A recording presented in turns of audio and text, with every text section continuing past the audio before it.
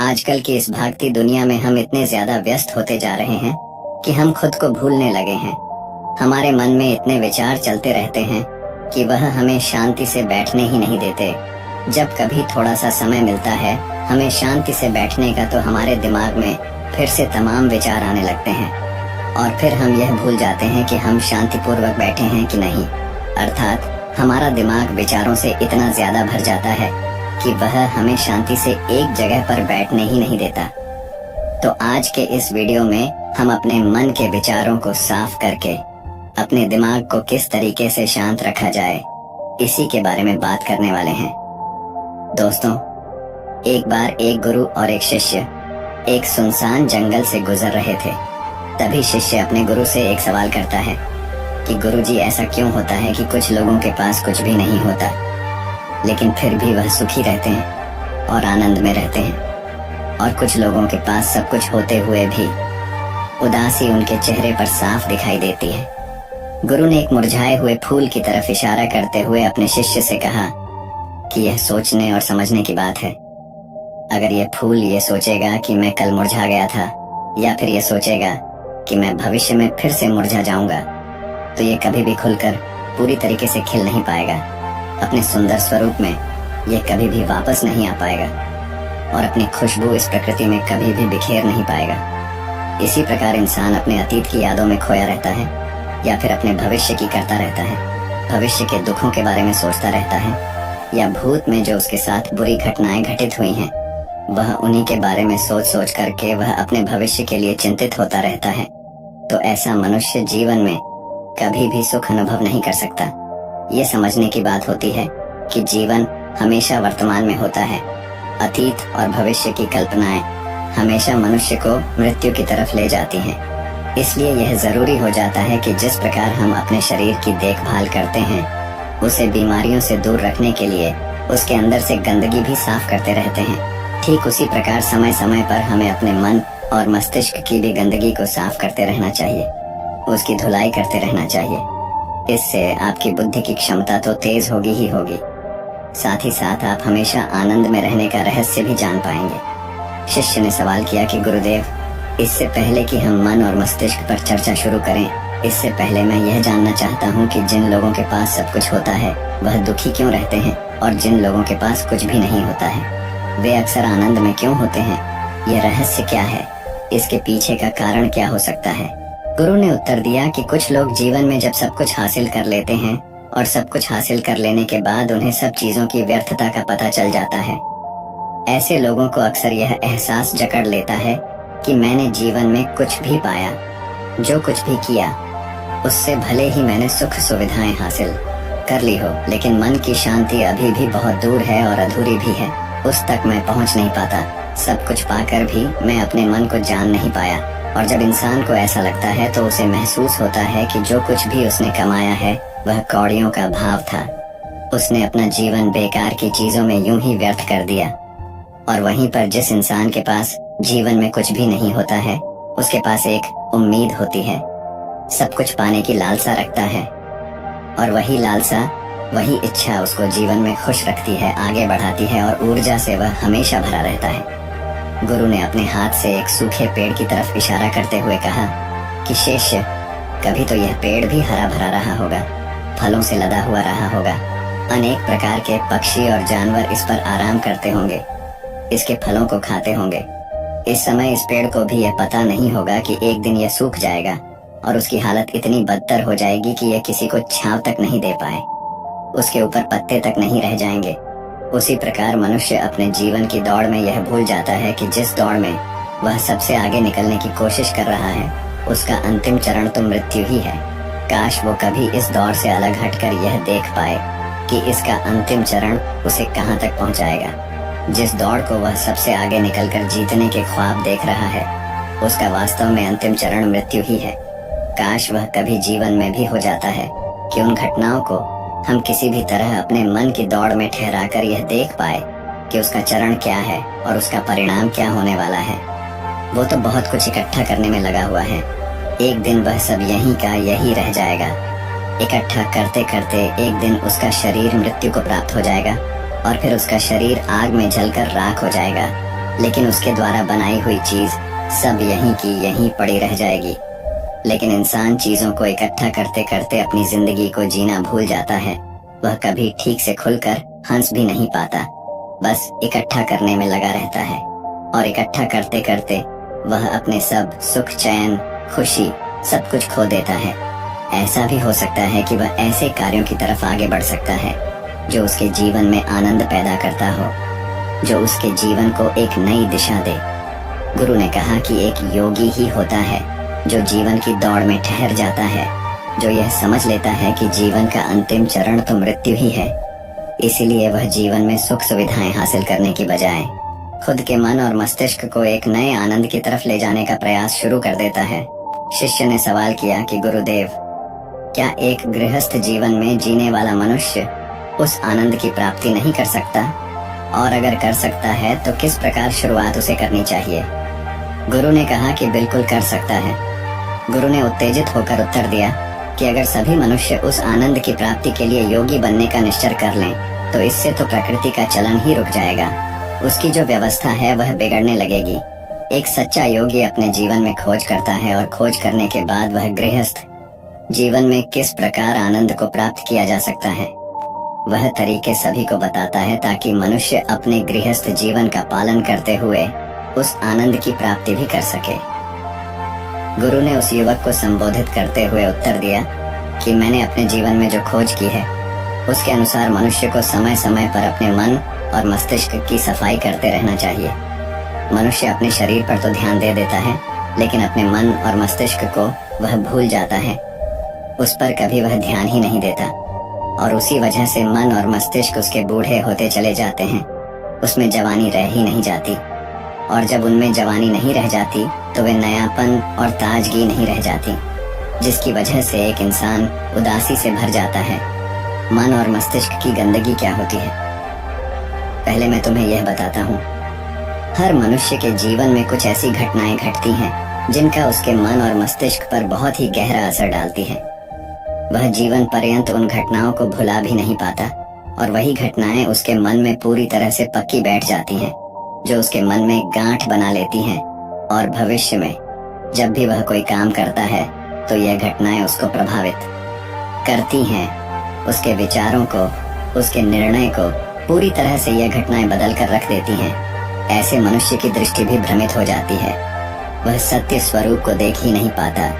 वह उन चीजों को उन घटनाओं से जोड़कर भ्रमित तरीके से देखता रहता है। उदाहरण के लिए, अगर किसी बुरी आंखें वाले आदमी ने आपको धोखा दे दिया है तो आप जीवन पर्यंत बुरी आंखें वाले आदमी को हमेशा धोखेबाज ही समझते रहेंगे।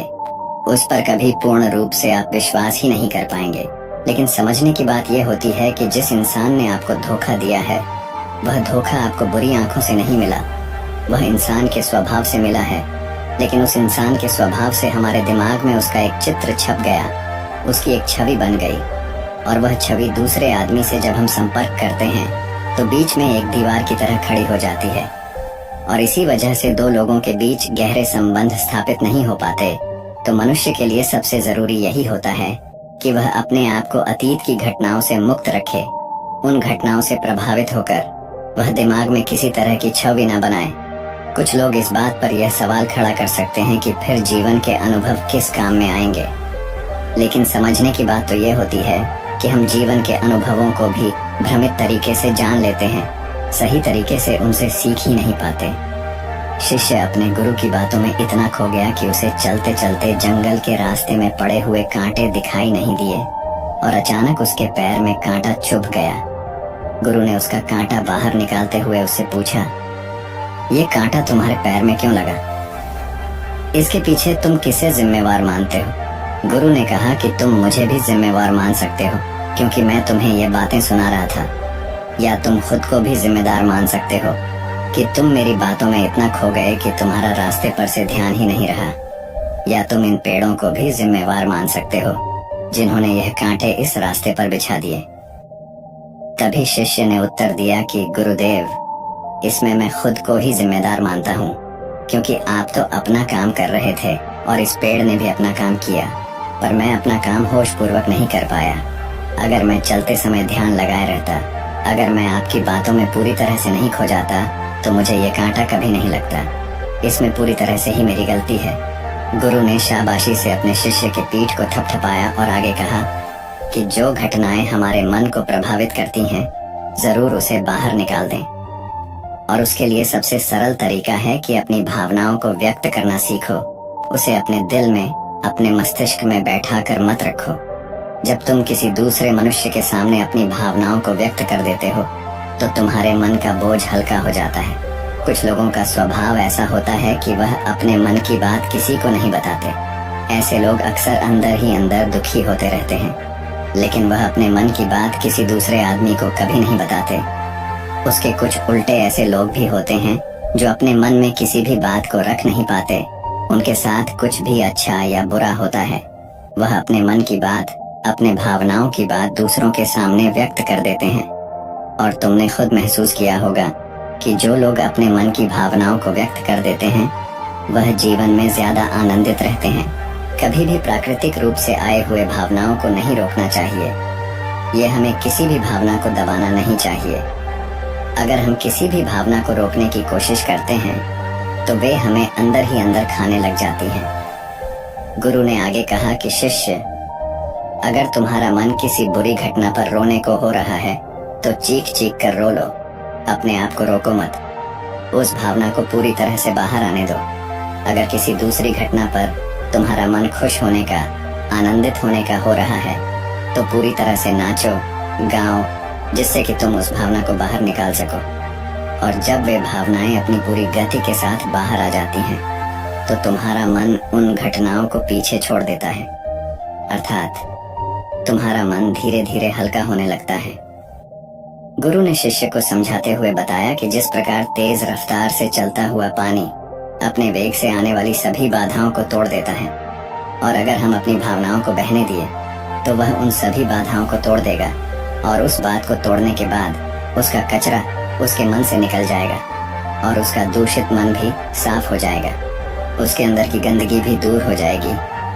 अक्सर मनुष्य अपने मन में किसी घटना को दबाकर इसलिए रखता है कि वह सोचता है कि अगर सामने वाले को इस घटना के बारे में पता चल जाएगा तो वह क्या सोचेगा। इसी विचार से वह अंदर ही अंदर खुद दुखी होता रहता है और अपनी भावनाओं को दबाता रहता है, लेकिन सामने वाले को वह कुछ भी नहीं बताता। लेकिन अगर वह हिम्मत करके शुरुआत कर सकता है, अपने अंदर की बात अपने किसी करीबी मित्र को बता दे, तो उसका पूरा जीवन परिवर्तित हो सकता है। उसका जीवन सुखमय बन सकता है। एक बार अगर उसके दिमाग में यह आदत बन गई तो जीवन भर अपनी भावनाओं को दूसरों के सामने व्यक्त करने से कभी नहीं हिचकिचाएगा। हम अपने जीवन में इस आदत को 21 दिनों में पैदा कर सकते हैं। 21 दिनों तक अगर सही तरीके से हम अभ्यास करें तो हमारा दिमाग पूरी तरह से भावनाओं से मुक्त हो सकता है। यह 21 दिनों का अभ्यास इस प्रकार है। 21 दिनों तक सबसे पहली बात जो आपको याद रखनी है कि अपने मन में किसी भी बात को दबाकर नहीं रखना है। अगर हम किसी मनुष्य के बारे में अच्छा सोचते हैं तो हम उसे करें, अगर बुरा भी सोचते हैं तो भी उसे व्यक्त करें। परिणाम भूल जाएं कि परिणाम क्या होंगे। सिर्फ अपने दिमाग की धुलाई करने पर विश्वास रखें। इससे आपके दिमाग में एक अद्भुत साहस पैदा होगा। गुरु ने आगे कहा कि शिष्य, जब आप किसी मनुष्य के बारे में वह सब बता पाएंगे जो आप उसके बारे में सोचते हैं, तो आप खुद सोचिए कि आपका खुद के ऊपर कितना विश्वास बढ़ जाएगा। आपके मन के सारे दोष खत्म हो जाएंगे। हो सकता है कि इसमें आपको चुनौतियों का सामना करना पड़े, लेकिन जहाँ चुनौतियाँ नहीं होती हैं वहीं कुछ अभ्यास भी नहीं होता है। अभ्यास हमेशा चुनौतियों से भरा होना चाहिए। इससे आप सत्य वचन बोलने का अभ्यास भी कर पाएंगे। अक्सर हम दूसरों को प्रभावित करने के लिए वह सब बोलते रहते हैं जो उन्हें अच्छा लगता हो, लेकिन वह नहीं बोलते जो हम उनके बारे में सचमुच सोचते हैं। और यही हमारे सबसे बड़ी भूल हो जाती है, जिससे हमारा पूरा अस्तित्व झूठा बनकर रह जाता है। और अपनी भावनाओं को व्यक्त करते समय यह भी जरूर ध्यान रखें कि आपके अंदर जो भावनाएं उस इंसान के प्रति उठ रही हैं, उसके पीछे का मूलभूत कारण क्या है। उदाहरण के लिए, जब एक नौकर अपने मालिक के लिए कोई काम करता है और वह काम अच्छे से नहीं कर पाता है, तो मालिक उसे डांट फटकार देता है, जिससे उसके अंदर उसके प्रति क्रोध की भावनाएं उठने लगती हैं। लेकिन समझने की बात यह होती है कि मालिक तो आपको कहेगा ही, वह तो डांटेगा ही। अगर आप अच्छे से काम नहीं करेंगे, अगर आप काम अच्छे से कर रहे हैं और फिर भी आपका मालिक आपके साथ उचित व्यवहार नहीं कर रहा है, तो आप खुलकर अपने मालिक को अपनी भावनाएं व्यक्त कर सकते हैं, बिना यह सोचे कि इसका परिणाम क्या होगा।